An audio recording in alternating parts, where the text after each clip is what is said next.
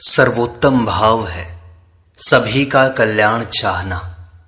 इस बारे में सत्संग करते हुए पूज्य जय दयाल जी गोयंद का सेठ जी अपने सत्संग में कहते हैं, अपने को इतनी श्रद्धा बढ़ानी चाहिए कि मरते समय भगवान के साकार दर्शन हो जाएं। इससे भी और विशेष श्रद्धा हो तो विशेष बात हो। भगवान एकदम सबके सामने प्रकट होकर सबको दर्शन दे दें, चाहे 2 मिनट ही दें।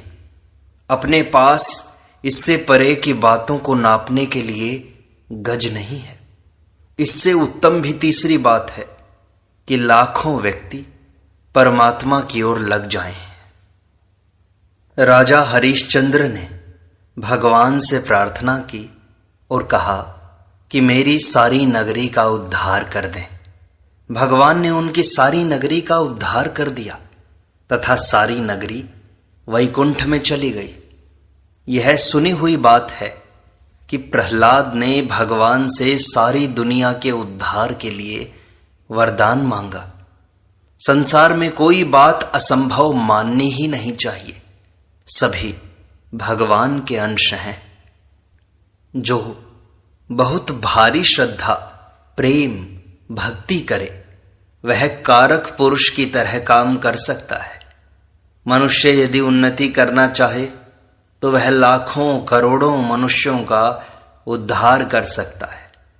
भगवान ने भक्त प्रहलाद को यह वरदान दिया था कि सारी दुनिया का उद्धार तो नहीं हो सकता, पर जो तुम्हारे भाषण को सुनेगा और तुम्हारा संग करेगा उसका उद्धार हो जाएगा, परंतु इसमें घूमना बहुत पड़ेगा।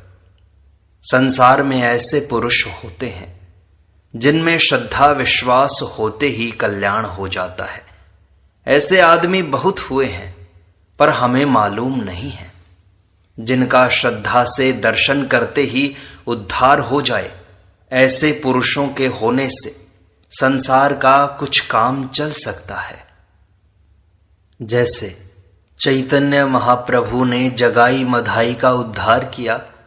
वे महादुराचारी और पापी थे। चैतन्य महाप्रभु जब कीर्तन करते थे तब नास्तिक भी, जिनकी भगवान में श्रद्धा और भक्ति नहीं थी, वे भी नाचने लग जाते। जो मनुष्य उस रास्ते से निकलता वह भी पागल की तरह बन जाता। हमें भी ऐसा बनने की चेष्टा करनी चाहिए। मनुष्य उन्नति करते करते ऐसा बन तो सकता है, यह विश्वास करना चाहिए। यह बात माननी चाहिए कि आज तक जितने महान पुरुष हुए हैं उनसे भी ऊंची श्रेणी का मैं बन सकता हूं। वेदांत तो कहता है कि मनुष्य ब्रह्म बन सकता है, परंतु भगवान तो भगवान ही हैं।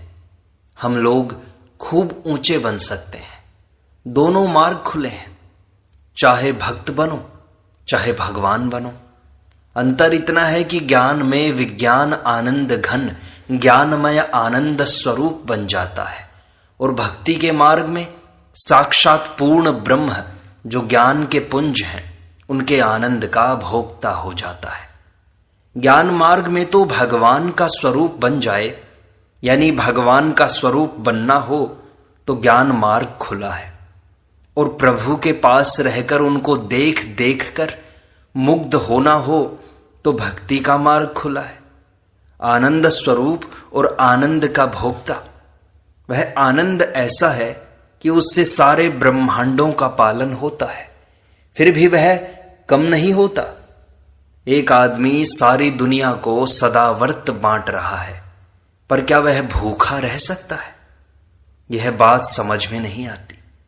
यदि कोई सारे ब्रह्मांड को आनंद देता है तो ऐसा नहीं हो सकता कि वह आनंदमय नहीं है। वहां का अनुभव इससे विलक्षण है। यहां ज्ञाता ज्ञेय 2 बात है, वहां ज्ञाता ज्ञेय एक ही है। वहां वाणी और मन की पहुंच नहीं है। मन से मनन करके ही वाणी बता सकती है। यदि बताएगी तो यही कहेगी कि वह अद्भुत है। यह तो जानने से ही मालूम हो सकता है। दृश्य तो सदा जड़ ही होता है और वह चिन्मय स्वरूप है। अनुभव रूप है, ब्रह्म सत्य है, ज्ञान है, अनंत है, काल व देश के रूप में जिसका अंत नहीं है। आकाश की तो सीमा है, पर परमात्मा की सीमा नहीं है, उसका कभी अंत नहीं आता। भक्ति के मार्ग से जाकर अलग अनुभव करता है, पर ज्ञान के मार्ग से तो स्वयं अनुभव स्वरूप हो जाता है। वह परमात्मा सुखमय है, सत्य है, नित्य है। वहां देश और काल का भी अत्यंत अभाव है। जो परमात्मा को प्राप्त होता है वही जानता है। ये सारी बातें यहां समझाने के लिए हैं। वह पुरुष वहां की अलौकिकता कैसे बतलाएगा? आखिर में वह कहेगा कि इससे भी वह विलक्षण है। परमात्मा को प्राप्त होने पर उसका हृदय मुर्दे की तरह विचलित नहीं होता। जैसे मुर्दे में मान अपमान आदि किसी भी तरह का विकार नहीं है। वह लोगों की दृष्टि में तो जीवित है, परंतु वह जीवन मुक्त है। मान अपमान, शीत उष्ण, हर्ष शोक की समता प्रत्येक में देखने में नहीं आती। उनका देखना और समझना आश्चर्यवत ही है। उस स्थिति को वाणी से बताया नहीं जा सकता। जिनके दर्शन स्पर्श से ही कल्याण हो जाए, उस पुरुष के आचरण तो महात्मा पुरुषों जैसे ही होते हैं। जिनके द्वारा एक का उद्धार हो सकता है, उनके द्वारा लाखों का कल्याण भी हो सकता है। जिनकी श्रद्धा और विश्वास है, उनका उद्धार होने में कोई बड़ी बात नहीं।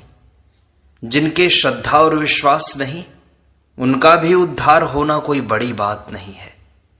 पापी से पापी मनुष्य का भी भगवान की दया से उद्धार हो जाता है।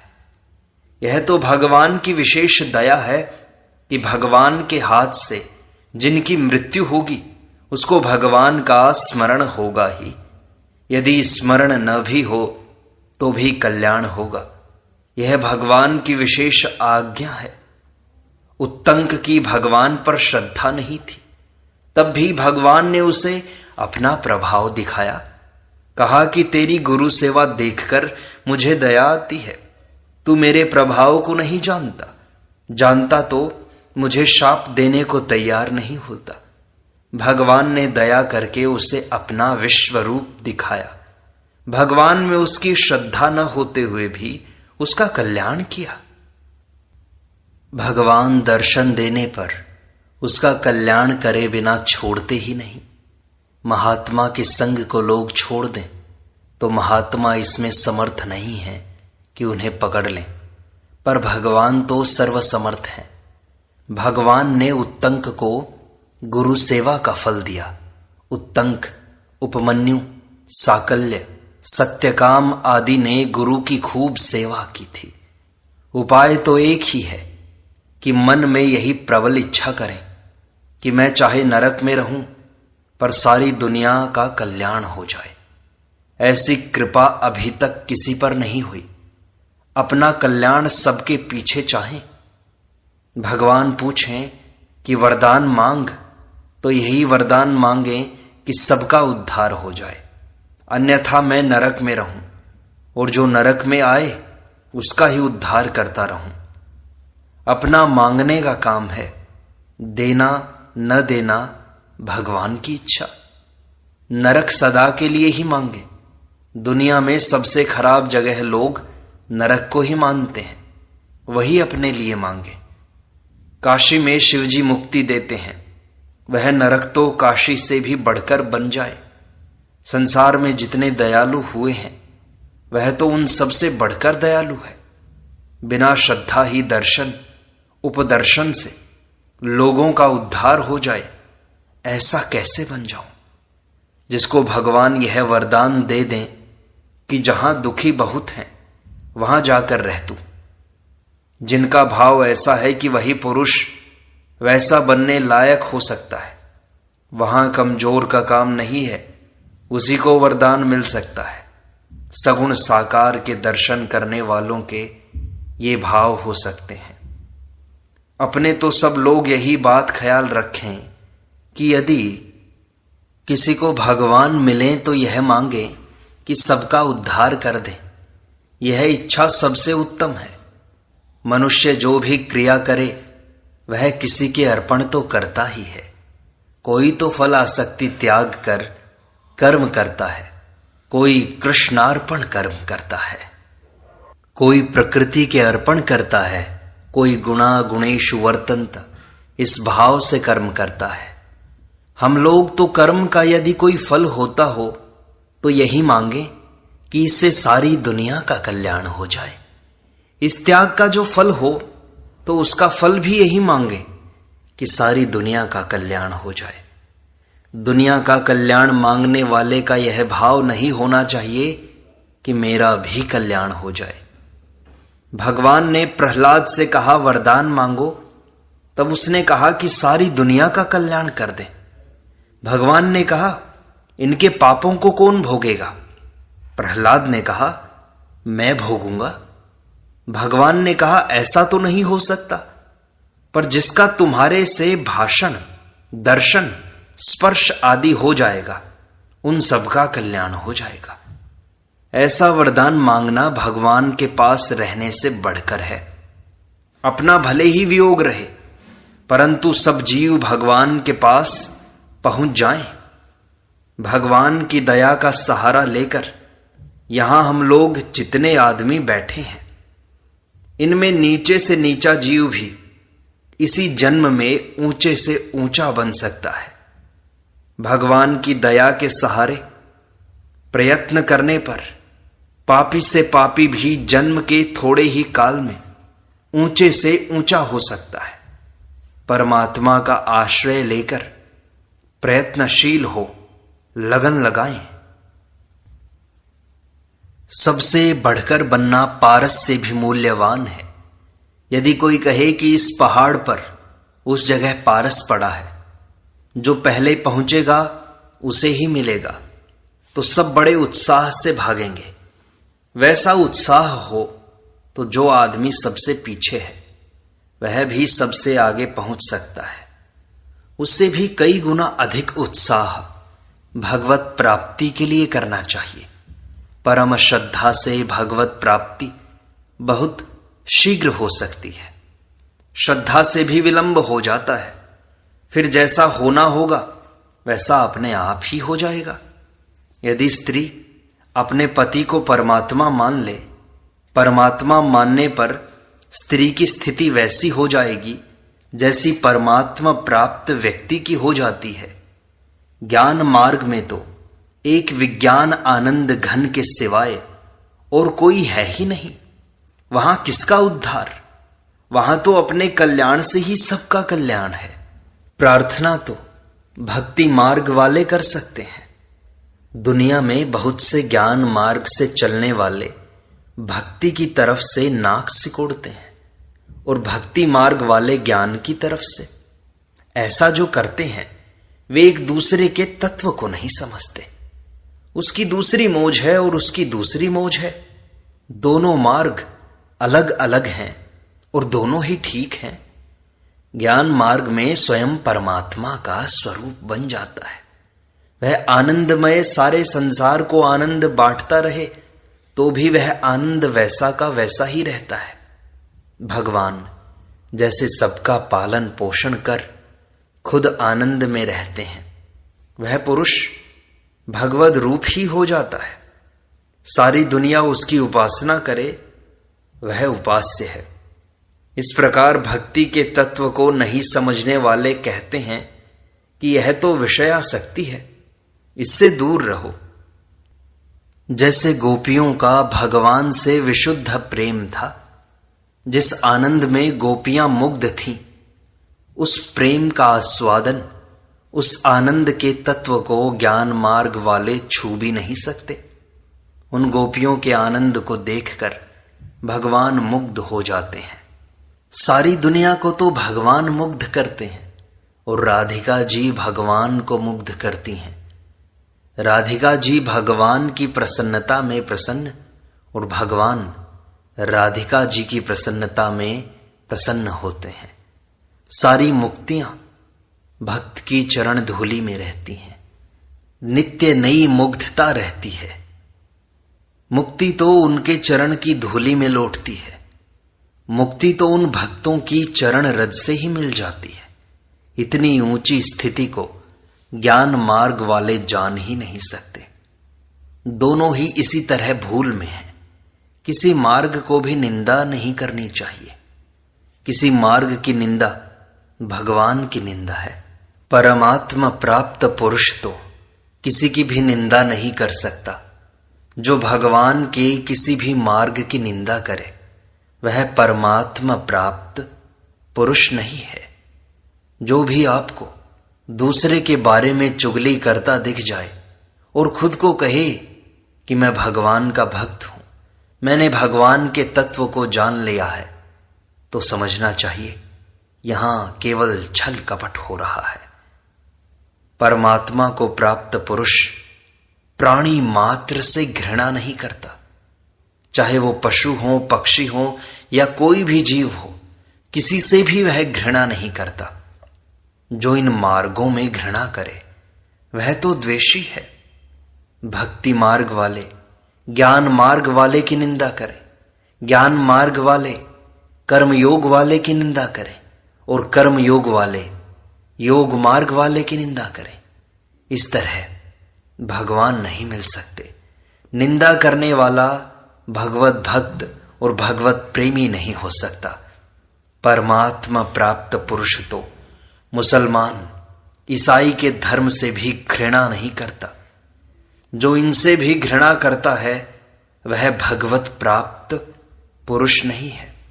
जो पुरुष सब भूतों को अपनी आत्मा में और सब भूतों में अपनी आत्मा को देखता है वह किसी से घृणा नहीं कर सकता। ईशावास्योपनिषद में आता है, यस्तु सर्वाणि भूतानि आत्मन्येवानुपश्यति सर्वभूतेषु चात्मानं ततो न विजुगुप्सते। शास्त्र की मर्यादा रखने के लिए जो स्पर्श के योग्य नहीं है उसे स्पर्श मत करो, परंतु उससे घृणा तो मत करो। स्पर्श करना अलग बात है और घृणा करना अलग बात है। घृणा करने से मन में द्वेष की उत्पत्ति होती है, द्वेष से क्रोध पैदा होता है और क्रोध से बुद्धि भ्रष्ट हो जाती है। और आपत्ति काल में यह नियम लागू नहीं है। बीमार अवस्था में अस्पृश्य की सेवा करना भी परम धर्म है। इसके पश्चात शास्त्र की मर्यादा अनुसार स्नान कर लें। शास्त्र की मर्यादा क्रिया में रहनी चाहिए। हृदय से सबको साष्टांग प्रणाम करना चाहिए। यही भक्ति का मार्ग है। भले ही हम शारीरिक प्रणाम किसी को न करें, लेकिन मन ही मन सबको प्रणाम करें, मन ही मन सबको दंडवत करें। यदि आप ऐसा करते हैं तो आप देखेंगे कि आपके अंदर सबके प्रति एक प्रेम का भाव प्रकट हो रहा है और सबके अंदर आप भगवान का अनुभव करते हैं। तब यह संपूर्ण सृष्टि, ये सारे लोग, ये सारा संसार आपके लिए वासुदेव सर्वम हो जाएगा। सब कुछ वासुदेव ही हो जाएगा और उस समय आप भगवान से एकाकार हो जाएंगे। और वही सबसे बड़ी उपलब्धि है एक भक्त के लिए। भक्त ऐसे ही होते हैं, भगवान से मिले हुए। ज्ञान मार्ग से परमेश्वर की प्राप्ति होने पर संसार स्वप्नवत हो जाता है और सभी उसकी आत्मा बन जाते हैं। तो घृणा किससे करें? शरीर में जितनी खराब चीजें हैं उतनी खराब चीजें संसार में कहीं नहीं मिलेंगी। भक्ति के मार्ग में साधक का यह भाव रहता है, मैं सेवक सचराचर रूप स्वामी भगवंत। फिर किससे घृणा करे? भक्ति मार्ग में एक साधक संपूर्ण प्राणियों की सेवा करना चाहता है, सबको प्रेम बांटना चाहता है। वह द्वेष किस प्रकार कर सकता है? भक्ति मार्ग पे बाहर का संसार सेवा करने के लिए होता है। सारे संसार की सेवा करना, सारे संसार के लिए अपने आप को समर्पित कर देना, भक्ति मार्ग है। ज्ञान के मार्ग में अपनी आत्मा ही सबकी आत्मा है, तो किससे घृणा करें, किससे द्वेष करें, किसकी हंसी उड़ाएं, किसकी निंदा करें? अपनी ही निंदा होगी। साधक की बुद्धि में भ्रम न हो, इसलिए सिद्ध को शास्त्र के अनुसार चलना चाहिए। गीता में भी कहा है, न बुद्धि भेदम जनयेत। जो महान पुरुष है, पहुंचे हुए पुरुष हैं, उनको सामान्य लोगों में बुद्धि भेद पैदा नहीं करना चाहिए। उन्हें व्यवहार के अनुसार, शास्त्र के अनुसार चलना चाहिए, ताकि अन्य लोग भी उनका अनुसरण करके अपने भगवान को, अपने गंतव्य स्थान को पा सकें। इसलिए हमें यह प्राथमिकता रखनी चाहिए कि हम सबका कल्याण चाहें, सबका मंगल चाहें, सबकी मुक्ति चाहें। यही हमारा ध्येय होना चाहिए। हम भले ही तरें या न तरें, ये सारा संसार तर जाए, हमारे दुख दूर हो या ना हो, इस सारे संसार के दुख हो जाएं। और यदि भगवान कहें कि इन सारे संसार के दुख दूर कर दूंगा, लेकिन इस सारे संसार के दुख लेगा कौन? तो भगवान से ये कह दे कि मैं तैयार हूं इन सब के दुख लेने के लिए। तब भगवान आपको अनेक अनेक शुभाशीष देंगे, आप मुक्त हो जाएंगे। इस प्रकार सत्संग का यह भाग संपूर्णता को प्राप्त होता है। शेष अगले अंक में।